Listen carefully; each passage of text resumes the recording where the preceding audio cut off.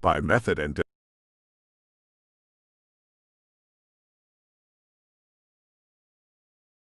Chapter 1, Laying Plans. 1. Sun Tzu said, "The art of war is of vital importance to the state." 2. It is a matter of life and death, a road either to safety or to ruin. Hence it is a subject of inquiry which can on no account be neglected. 3. The art of war, then, is governed by 5 constant factors to be taken into account in one's deliberations when seeking to determine the conditions obtaining in the field. 4. These are: first, the moral law; second, heaven; third, earth; fourth, the commander; fifth, method and discipline. 5. 6. The moral law causes the people to be in complete accord with their ruler, so that they will follow him regardless of their lives, undismayed by any danger. 7. Heaven signifies night and day, cold and heat, times and seasons. 8. Earth comprises distances, great and small, danger and security, open ground and narrow passes, the chances of life and death. 9. The commander stands for the virtues of wisdom, sincerity, benevolence, courage, and strictness. 10. By method and discipline are to be understood the marshalling of the army in its proper subdivisions, the graduations of rank among the officers, the maintenance of roads by which supplies may reach the army, and the control of military expenditure. 11.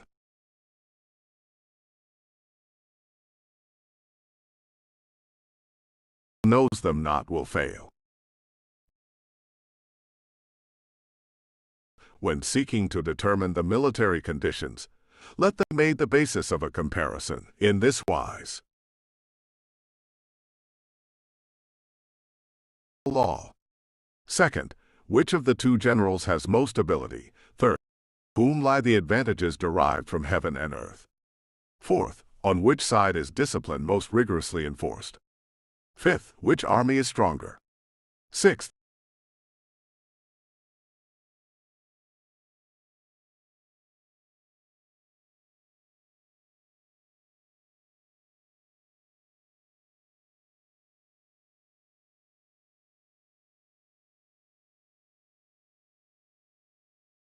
to my counsel and acts upon it, will conquer. Let such a one be retained in command. The general that hearkens not to my counsel nor acts upon it will suffer defeat. Let such a one be dismissed. 16. While heading the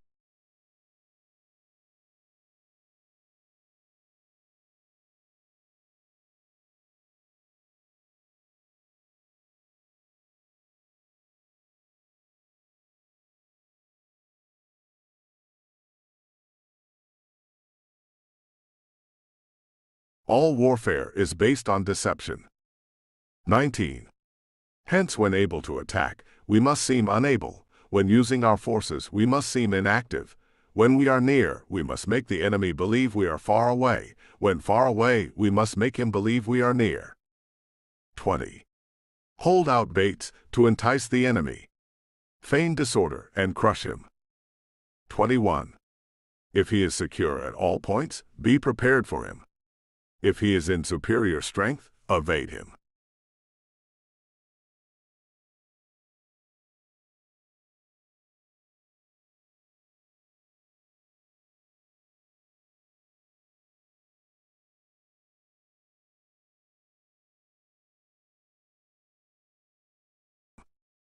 (24) Attack him where he is unprepared.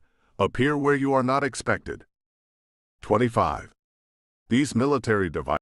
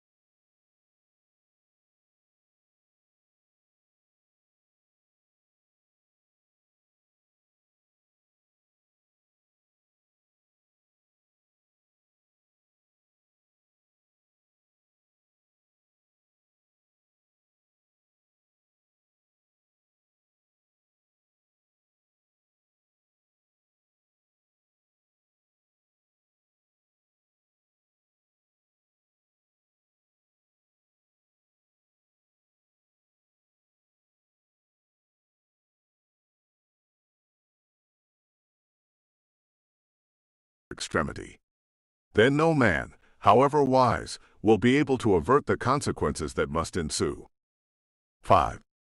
Thus, though we have heard of stupid haste in war, cleverness has never been seen associated with long delays. 6.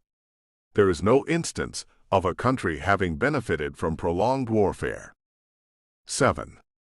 It is only one who is thoroughly acquainted with the evils of war that can thoroughly understand the profitable way of carrying it on. 8. The skillful soldier does not raise a second levy, neither are his supply wagons loaded more than twice. 9. Bring war material with you from home, but forage on the enemy. Thus the army will have food enough for its needs. 10. Poverty of the state exchequer causes an army to be maintained by contributions from a distance. Contributing to maintain an army at a distance causes the people to be impoverished. 11. On the other hand, the proximity of an army causes prices to go up, and high prices cause the people's substance to be drained away. 12. When their substance is drained away, the peasantry will be afflicted by heavy exactions. 13-14. With this loss of substance and exhaustion of strength, the homes of the people will be stripped bare, and 3/10 of their income will be dissipated, while government expenses for broken chariots, worn-out horses, breastplates and helmets, bows and arrows, spears and shields, protective mantles, draft oxen and heavy wagons will amount to 4/10 of its total revenue. 15. Hence, a wise general makes a point of foraging on the enemy. 1 cartload of the enemy's provisions is equivalent to 20 of one's own, and likewise, a single picule of his provender is equivalent to 20 from one's own store.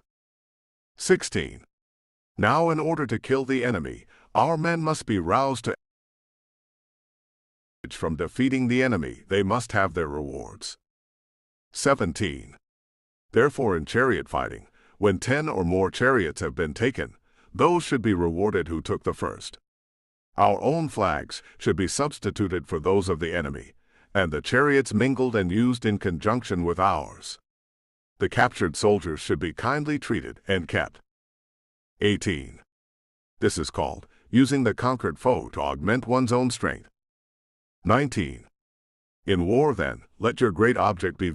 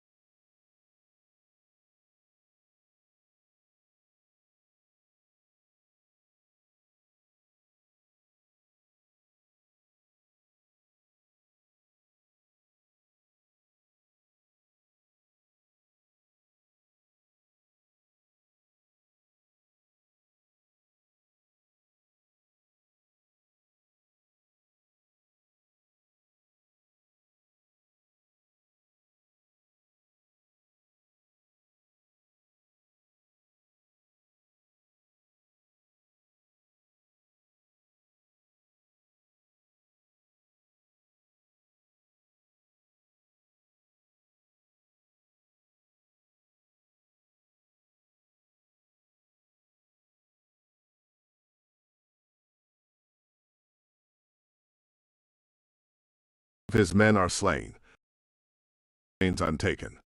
Such are the disastrous effects of a siege. 6. Therefore the skillful leader subdues the enemy's troops without any fighting. He captures their cities without laying siege to them. He overthrows their kingdom without lengthy operations in the field. 7. With his forces intact, he will dispute the mastery of the empire, and thus, without losing a man, his triumph will be complete. This is the method of attacking by stratagem. 8.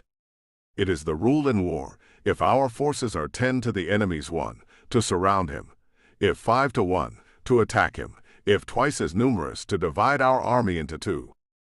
9. If equally matched, we can offer battle. If slightly inferior in numbers, we can avoid the enemy. If quite unequal in every way, we can flee from him. 10. Hence, though an obstinate fight may be made by a small force, in the end it must be captured by the larger force. 11. Now the general is the bulwark of the state. If the bulwark is complete at all points, the state will be strong. If the bulwark is defective, the state will be weak. 12. There are 3 ways in which a ruler can bring misfortune upon his army. 13. By commanding the army to advance or to retreat, being ignorant of the fact that it cannot obey. This is called hobbling the army. 14. By attempting to govern an army in the same way as he administers a kingdom, being ignorant of the conditions which obtain in an army. This causes restlessness in the soldiers' minds. 15. By employing the officers of his army without discrimination, through ignorance of the military principle of adaptation to circumstances. This shakes the confidence of the soldiers. 16. But when the army is restless and distrustful, trouble is sure to come from the other feudal princes. This is simply bringing anarchy into the army and flinging victory away. 17. Thus we may know that there are 5 essentials for victory. Sad face. First, he will win who knows when to fight and when not to fight. Second, he will win who knows how to handle both superior and inferior forces. Third, he will win whose army is animated by the same spirit throughout all its ranks. Fourth, he will win who, prepared himself, waits to take the enemy unprepared. Fifth, he will win who has military capacity and is not interfered with by the sovereign. 18. Hence the saying, if you know the enemy and know yourself, you need not fear the result of 100 battles. If you know yourself but not the enemy, for every victory gained, you will also suffer a defeat. If you know neither the enemy nor yourself, you will succumb in every battle. Chapter 4. Tactical Dispositions. 1. Sun Tzu said, "The good fighters of old first put themselves beyond the possibility of defeat, and then waited for an opportunity of defeating the enemy." 2. To secure ourselves against defeat lies in our own hands, but the opportunity of defeating the enemy is provided by the enemy himself. 3. Thus the good fighter is able to secure himself against defeat, but cannot make certain of defeating the enemy. 4. Hence the saying, one may know how to conquer without being able to do it. 5. Security against defeat implies defensive tactics. Ability to defeat the enemy means taking the offensive. 6. Standing on the defensive indicates insufficient strength, attacking a superabundance of strength. 7. The general who is skilled in defense hides in the most secret recesses of the earth.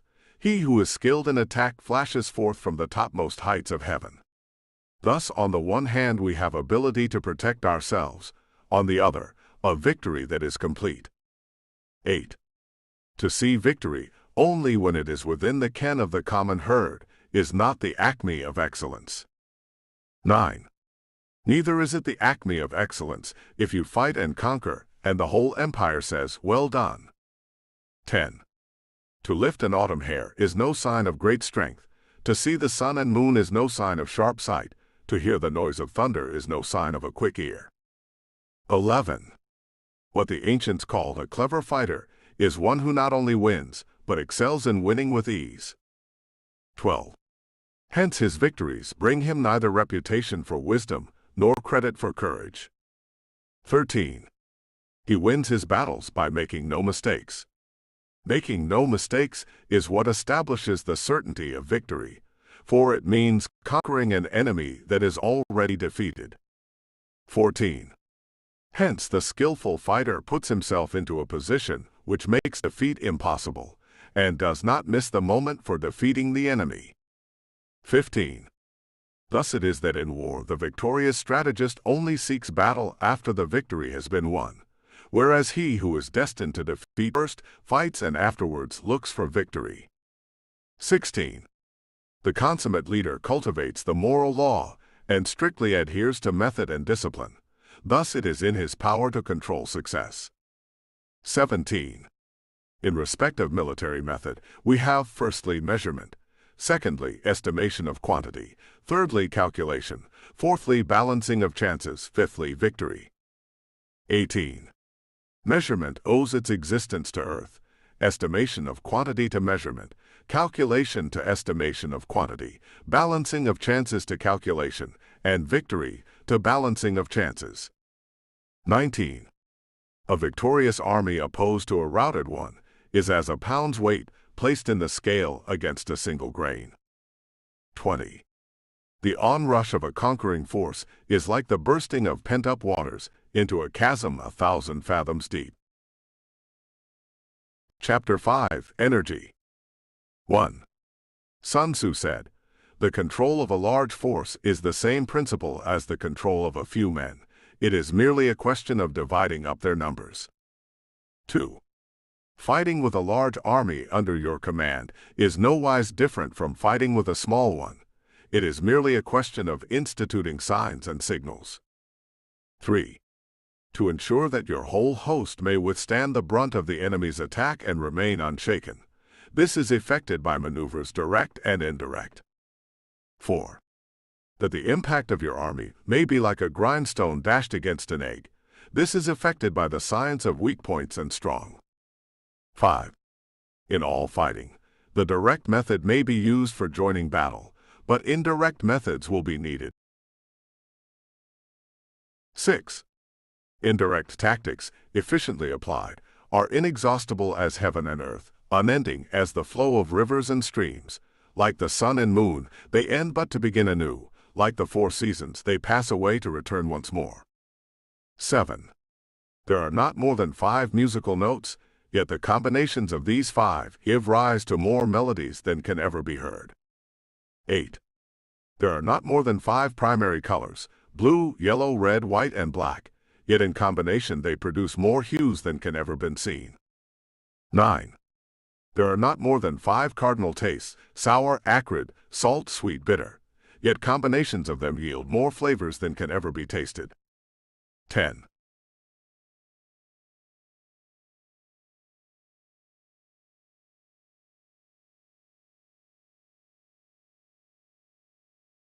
(11) The direct and the indirect lead on to each other in turn. It is like moving in a circle. You never come to an end. Who can exhaust the possibilities of their combination? 12. The onset of troops is like the rush of a torrent, which will even roll stones along in its course. 13. The quality of decision is like the well-timed swoop of a falcon, which enables it to strike and destroy its victim. 14. Therefore, the good fighter will be terrible in his onset.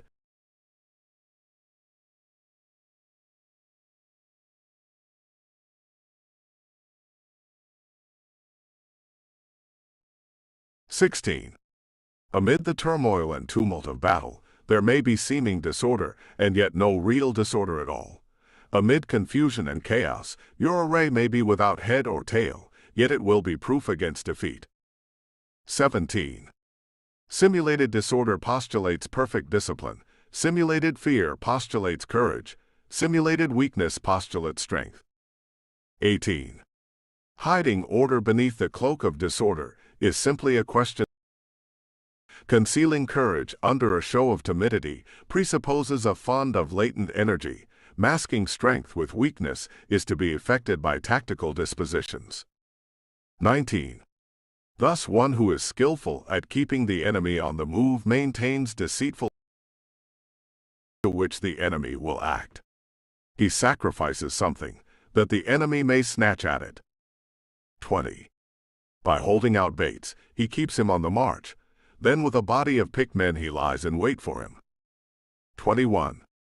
The clever combatant looks to the effect of combined energy, and does not require too much from individuals. Hence his ability to pick out the right men and utilize combined energy. 22. When he utilizes combined energy, his fighting men become as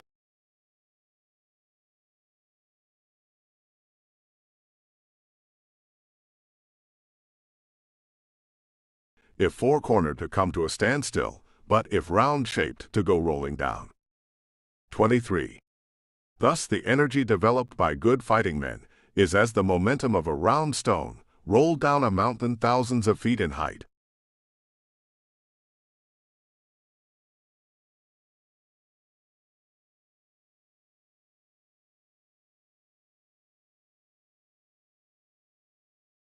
Coming of the enemy will be fresh for the fight. Whoever is second in the field and has to hasten to battle will arrive exhausted. 2. Therefore, the clever combatant imposes his will on the enemy.